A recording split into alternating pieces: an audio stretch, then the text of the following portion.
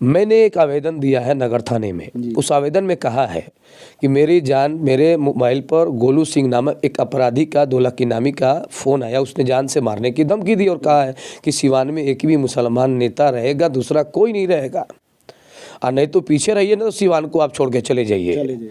और मेरा नारा है कि मजबूर नहीं मजबूत नहीं, मरना पसंद करेंगे, झुकना पसंद नहीं करेंगे। और वो जो आदमी है वो ओसामा का आदमी है, और मैंने साफ तौर पे कह दिया कि मेरी अगर हत्या होती है तो इसके जिम्मेदार ओसामा होंगे जो साउद्दीन साहब के लड़के हैं, मरून साउद्दीन साहब के लड़के हैं, और गोलू सिंह जो अपराधी है 2 लाख का इनामी, यही दोनों पे मैंने चेहरा चमकावे खातिर चुनाव चेहरा चमकावे खातिर आरोप लगावत रहे कि ओसामा साहब पर आरोप लगा कि हमारा चेहरा आउटलाइटेड हो जाए। अच्छा ठीक है, मैं मान गया कि आपने जो कहा, मैं परिवार के तरफ मैं उनका फेवरेबल था, साउद्दीन साहब के साथ था। साउद्दीन साहब का मैं लोग सम्मान करते थे, उनको अपना गार्जियन मानते थे। उनके जाने के बाद जो सिवान की हालात हुई है ना, बद से बदतर हुई है मुसलमानों की। कारण ये है, मैं गिना रहा हूँ, ये एक परंपरागत चली आ रही है। कमरुल हक थे रईस खान के अब्बा, उन्होंने चुनाव लड़ा तो उनको भी उठा के गोली मारी गई पैर में, बात को समझिएगा। उनके लड़के रईस खान लड़े, MLC के चुनाव लड़े, उन पर 47 से दारादार हथियार चली, बच गए अल्लाह करम। लेकिन उसमें एक व्यक्ति की मृत्यु हुई थी और बहुत सारे लोग घायल हुए थे। फिर उसके बाद से आरिफ जमाल की हत्या हो गई। अच्छा, MIM के नेता थे, संयोजक थे।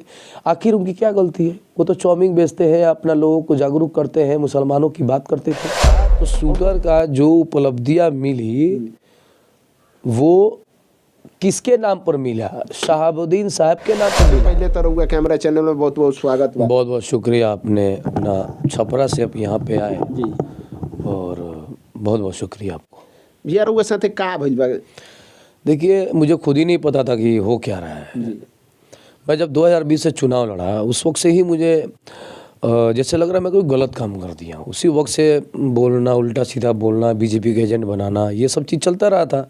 तो ये राजनीति के पहलू थे, तो मैंने सोचा होता रहता है, ये इससे कोई बड़ी बात नहीं है। तो मैं मैच खेल के आया 23 तारीख को, और 25 तारीख को मुझे याद है, हाँ, कल ही रघुनाथपुर से आप फाइनल मैच 25 तारीख को जी। जब मैं घर बैठा था तो एक फ़ोन आया मेरे पे। जब फ़ोन आया तो उसने कहा कि तुम मोहम्मद क्या बोल रहे हो? तो बोले हाँ। तो यहाँ थोड़ा नेटवर्क का कभी कभी प्रॉब्लम चल रहा है आजकल, देख ही रहे। मेरा छोटा वाला फ़ोन था ना, उस थोड़ा यूज़ करते हैं, क्योंकि कभी कभी बंद हो जाता है छोटा वाला जल्दी, उसका बैटरी बैकअप अच्छा रहता है। तो हम फ़ोन करके बोले हाँ बोल रहे हैं। तो उसने मैंने डायरेक्ट बोला कि मार देंगे। मैंने कहा मामला क्या है भाई, बताओ क्या बात है?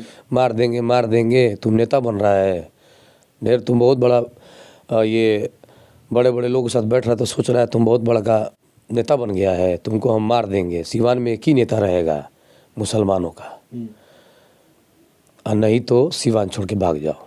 के रही सिवान में इकलौता मुसलमान के नेता के रही? उसने ऐसा ही कहा।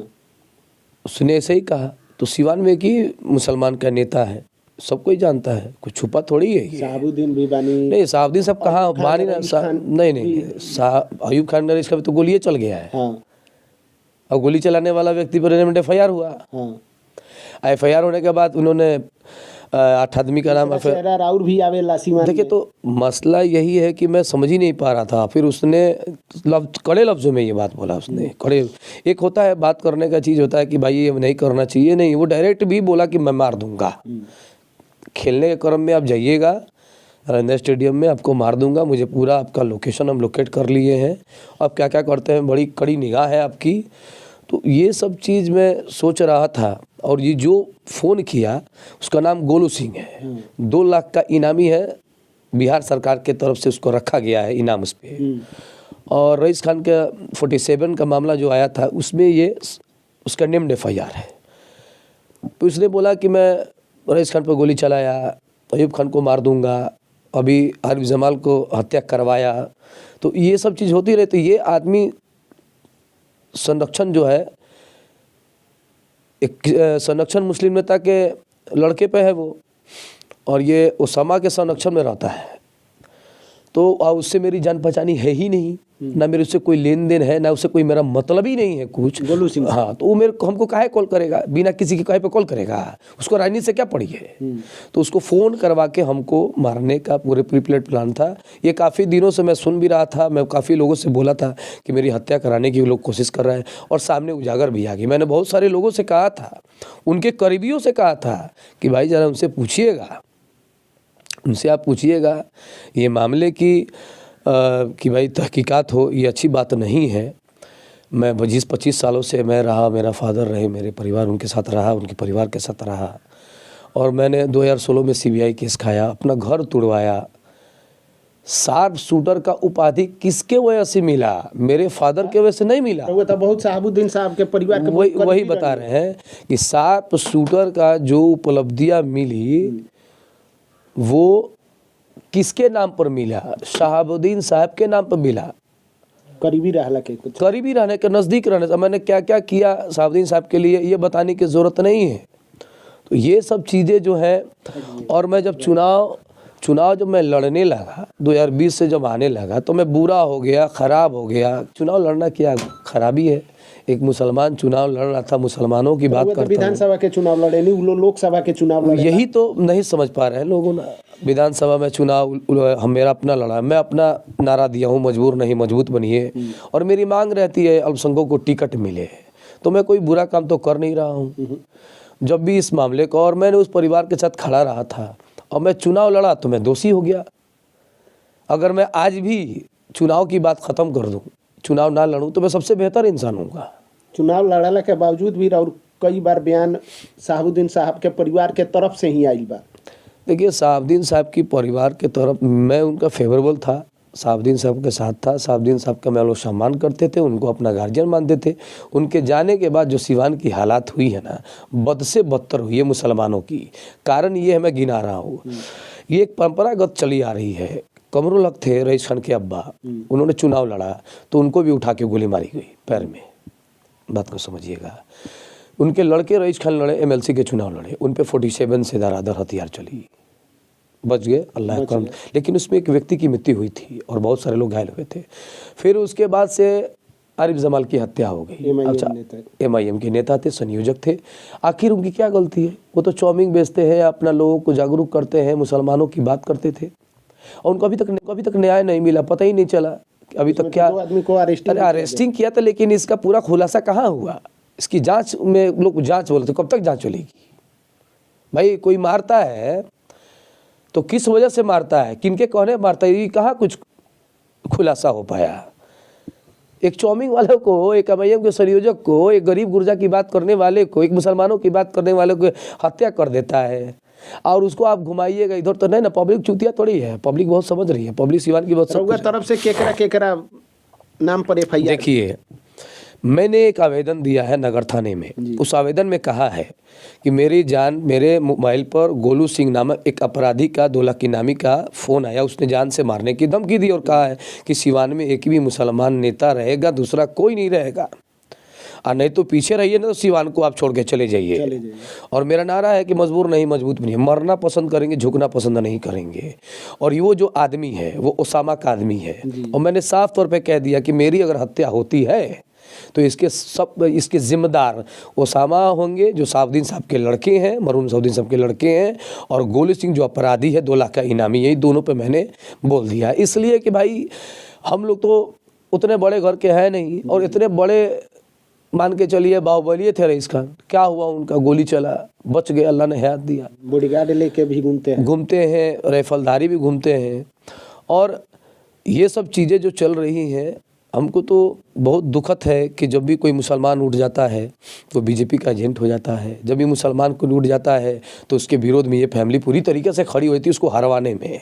और कोई भी आप देख लीजिएगा सिवान में दूसरे कौम में, मतलब दूसरे जाति में आप देखिएगा, जब वो लोग उठते हैं ना, तो किसी में उतनी मतलब अंदर गीबत नहीं है, मतलब वो कीना नहीं है कि ये उठ गया है तो इसको मार दो, इसको काट दो, ऐसा उस और भी कोई कौम में नहीं है सिवाय मुसलमान कौम छोड़ के। 20 नेता आपको हिंदू कौम में गुनवा देंगे जी। और सिवान में नेता जिसने भी बनने की कोशिश की उसके पे गोली चलना ही हुआ ही है एकदम निश्चित। आप मेरी बात लोग सोच रहे हैं कि यार नेम फेम कमाने के लिए ये कर रहे हैं लोग, मेरे पे कुछ कुछ बोल रहे हैं, मैं उनको बता दूं कि अल्लाह का सुनने में आई लो कि मोहम्मद कैफ चेहरा चमकावे खातिर अरे चुनाव आला बा, चेहरा चेहरा चमकावे सुनिए खातिर ना, आरोप लगावत तरन कि सुनिए ओसामा ना। साहब पर आरोप लगा कि हमारा चेहरा आउटलाइटेड हो जाए। अच्छा ठीक है, मैं मान गया कि आपने जो कहा मैं अब सुन लिया, मेरी आप भी ज़रा सुन लीजिए। मोतिहारी में उनके अपने रिश्तेदार ने नेम्ड FIR किया था, जी तो उनको भी चेहरा चमकाने की ज़रूरत होगी। रईस खान पे गोली चला, उन्होंने नेम्ड FIR किया, उनको भी चेहरा के चमके, क्योंकि रईस खान को तो कोई जानता भी नहीं हो, शायद हमको लगता है आप भी नहीं जानते होंगे। नहीं बिहार के कोई लोग बच्चा भी कोई नहीं जानता, बूढ़ा भी नहीं जानता होगा। सिवान में हर कोई जानता है, खान ब्रदर्स के वो पूरे बिहार के लोग जानता है। एक एक जन जानता है जो जनता से जुटे हुए, और वो उनके फादर प्रत्याशी रहे, उनके फादर को गोली लगा, अपहरण हुआ, सारे सिवान के लोग जानता है। और आप कह रहे हैं मेरा जान पे तुला हुआ, और आप कह रहे हैं कि मैं चमकाने की बात करता हूँ। मैं खुद एक निखरा हुआ हूँ, मैं क्रिकेट में जो मुझे इज्जत शोहरत अल्लाह ने दिया है। आप ओसामा को कब से जानते हैं? जब ये रईस खान का कांड हुआ तब से न जानते हैं। और इनकी एक पहचान यही थी ना कि साहबुद्दीन साहब के लड़के हैं उनके, और मेरी पहचान क्या है? मेरी की पहचान क्रिकेटर से है। आज अब 10 साल 15 साल से हम उनके जानते हैं, ये नया पहचान नहीं है। तो इनके जो लोग जो हैं, जो इनको जो गुलामी करते हैं, जो इनके तलवे चाटते हैं, एक तरह से मान के चलिए, जो हाँ में हाँ मिलाते हैं। मोहम्मद कैफ हाँ में हाँ नहीं मिलाता है।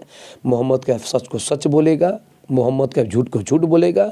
मोहम्मद कैफ किसी से पीछे किसी की बुराई करने की बात ही नहीं। मैं उन परिवार से हमको क्या लेना देना है, आप ही बताइए ना। उनके चुनाव के जेल से अइला के बाद को वो मिलनी है कि नहीं? मैं क्यों मिलूंगा, ये बताइए आप, मैं क्यों मिलूंगा? मैंने अपना स्टैंड क्लियर कर दिया है। जब वो मेरे अपने किसी शादी फंक्शन में बुलाते नहीं हैं, हमारे अब्बा के मर्जी में आते ही नहीं हैं, तो मैं उनसे दूरी बना लिया हूँ। भाई अपना आप राजनीति कीजिए, मैं अपना वो। और मैं जब सम्मान समारोह का, देखिए मेन इसका जड़ ये है कि इस कारण का क्या है कि मेरा जो है बात करने का शैली बहुत अलग है। मुझे कितने लोगों को फ़ोन सिवान से गया है, बहुत लोगों ने बता नहीं पाया है, कुछ बोल नहीं पाया डर के मारे। और मुझे स्टैंड क्लियर है कि मैं सिर्फ अल्लाह से डरूंगा, चाहे कुछ भी हो जाए, मेरी जान चली जाए, उससे कोई फ़र्क नहीं पड़ने वाला है। लेकिन लोग ज़रूर जगेंगे, लोग ज़रूर सोचेंगे कि आपको सिवान में किसने रोक के रखा है, कौन मुसलमानों पे जुल्म कर रहा है, कौन मुसलमानों के घर पे गोली चलवा रहा है, कौन मुसलमानों के नेता को मार रहा है, कौन मुसलमानों को जीतने के होड़ से पीछे कर दे रहा है, कौन मुसलमानों को बीजेपी का एजेंट कर रहा है, कौन मुसलमानों को दलाल कह रहा है, कौन मुसलमानों को 50 लाख लेने की बात कह रहा है। और फिर वही परिवार, एक हम जब 2020 में चुनाव लड़े तो उन्होंने बीजेपी के एजेंट दलाल मनोज सिंह का आदमी बताया, और वही परिवार मनोज सिंह को जिता दिया कोऑपरेटिव के अध्यक्ष, कोऑपरेटिव के चुनाव में। फिर उनके बगल में बैठ जाता है। फिर मनोज सिंह का स्टेटमेंट आता है, ये आप ऑन द माइक देख सकते हैं कि हिना साहब के चलते जीती है। तो ये सिवान की आम जनता जानेगी, और अल्लाह जानते हैं कि कौन बीजेपी का एजेंट है, कौन लोजपा के पास जाता है, मोहम्मद कैफ जा रहा है, कौन मनोज सिंह को जिता रहा है, मोहम्मद कैफ जिता रहा है। और मैं एक बात बता दे रहा हूँ, जिसके ऊपर बीतता है ना, उसका दर्द वही समझ सकता है। टूना पाड़े भी देखिए आजकल अपने खुद होड़ में लगे हैं। तो देखिए आप देखे होंगे टूना पाड़े के बारे में कोई नहीं बोलेगा, अजय सिंह के बारे में कोई नहीं बोलेगा। अजय सिंह तो पाकिस्तान भेज रहे थे, उनके बारे में कोई नहीं बोल सकता है। भेज रहे थे कि नहीं भेज रहे थे? हम भेज रहे थे कि उनकी बात है, उनकी बात है। हम गलत बोले तो बोलिएगा, ना। उनकी बातें हैं। फिर आपको अब गिने, ये व्यास सिंह थे, कविता जी हैं, अमरजीत जी हैं, सत्यदेव राम हैं, हरिशंकर यादव हैं, बच्चा पाड़े हैं, लोजपा में थे, फिर राजद में आ गए। 8 विधानसभा में हिंदू धर्म के लोगों को कोई भी परेशानी नहीं है, कोई उनको कुछ बोलता नहीं है, कोई कुछ कहता नहीं है। मुसलमान में कोई एक नेता बता दीजिए जिसको गाली ना मिलता हो साहबुद्दीन साहब के परिवार को छोड़ के।